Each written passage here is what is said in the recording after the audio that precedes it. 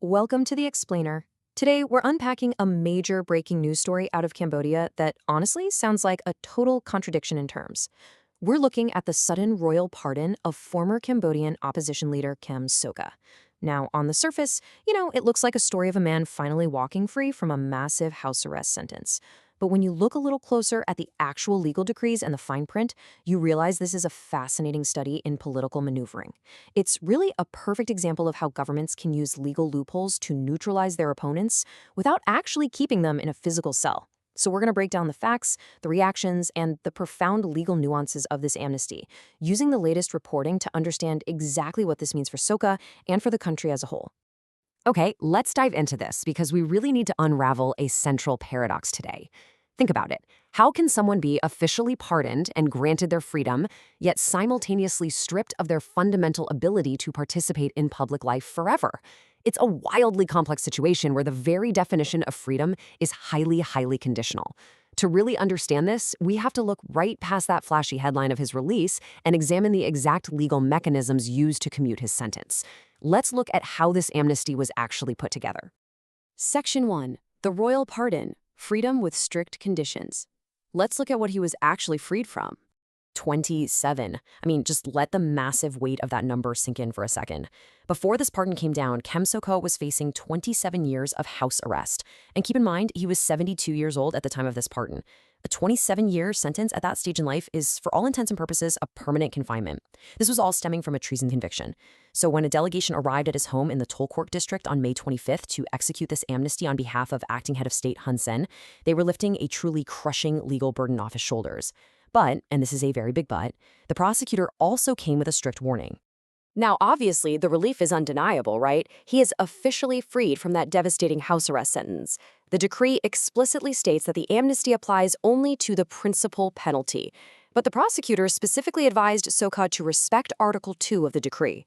And this article, well, it keeps some additional severe penalties firmly in place.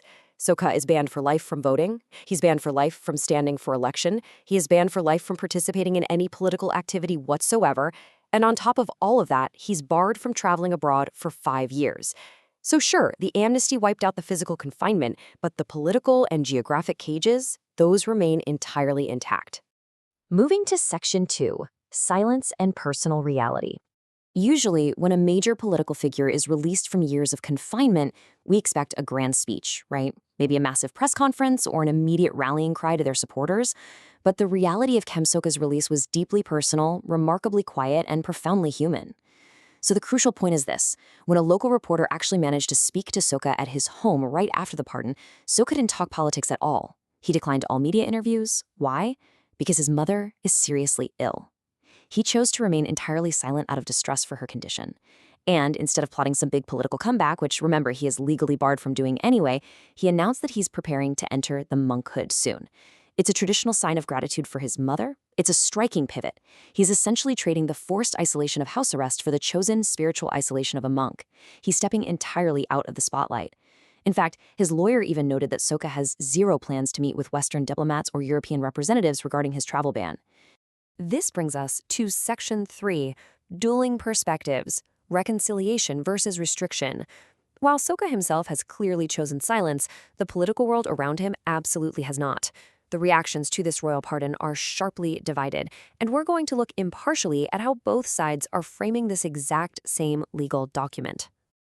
Let's start with the defense's perspective. Listen to this incredibly poetic imagery from Peng Hang, who is one of Sokha's co-defense lawyers. He says, "After the rain, the sky is clear, under the light of the moon or the sun." He goes on to talk about how the people of Phnom Penh no longer experience traffic jams, and the sewage system is no longer clogged. He's using these vivid, everyday metaphors to express a profound sense of relief, right? Like a massive unblocking of national tension. Hang's court argument is that this amnesty reflects the virtue of Cambodian leaders and serves as a genuine aid to national reconciliation. From the defense's standpoint, lifting that 27-year principal penalty is a massive positive step forward. But you look at the remaining political opposition, and they see the exact same event through a completely different lens. Lee Sotharyuth, the Secretary General of the Candlelight Party, is pretty blunt about it. He states, "A pardon without political rehabilitation is only symbolic, not genuine reconciliation." Youth argues that giving someone leniency without granting them true liberty restricts democracy. He views this whole decision as a highly calculated move by the government. The idea is that it reduces international pressure while successfully keeping a major political competitor locked out of the arena for good. It's a powerful counter-narrative. They're arguing that the pardon is just a strategic pressure release valve, not a real, tangible step toward democratic healing. Building on that exact skepticism, the opposition has laid out their own clear conditions for true reconciliation. They are essentially demanding a domino effect. They want the unconditional release of other prisoners of conscience, freedom for detained activists and human rights advocates, and an open door for exiled politicians to safely return home. The opposition is warning that while the international community might welcome the initial gesture of Sokha's release, ultimately, the world is going to judge Cambodia based on whether civil society and the opposition can actually participate freely in politics. They are strongly urging the government to restart a much broader dialogue. Let's move to Section 4, the path to pardon. Let's see how this builds, because how exactly did an opposition leader end up facing nearly 3 decades of house arrest in the first place? To understand today, we have to track a legal journey spanning almost 9 years. It all started back in September of 2017, when Sokha was first arrested, accused of colluding with a foreign power to overthrow the government. Fast forward to March 3, 2023, the Phnom Penh Municipal Court officially sentenced him to 27 years in prison for conspiracy under Article 443 of the Criminal Code. Then, just recently, on April 30th of 2026, the Phnom Penh Court of Appeal upheld that treason conviction and officially tacked on that 5-year travel ban we talked about. And that brings us right up to the present moment, May 25th, 2026, when the royal pardon was suddenly granted. Looking at this timeline, it's clear the May pardon didn't just happen in a vacuum. It was the culmination of a nearly decade-long legal and political saga. So what does this all mean moving forward? It leaves us with this final, really provocative thought to consider. We've seen the strict, lifetime conditions of the pardon. We've seen Sokha personally step away from politics to focus on his ailing mother and the monkhood. We've heard the defense praise the virtue of the decision, and we've heard the opposition entirely dismiss it as a calculated symbolic gesture. So the ultimate question is this: will the international community accept this leniency without liberty as a sufficient compromise?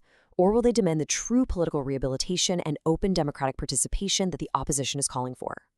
It is a deeply complex situation that is absolutely going to shape Cambodia's political landscape for years to come. Thank you so much for joining me for this explainer. Keep analyzing, keep asking those big questions, and I'll catch you next time.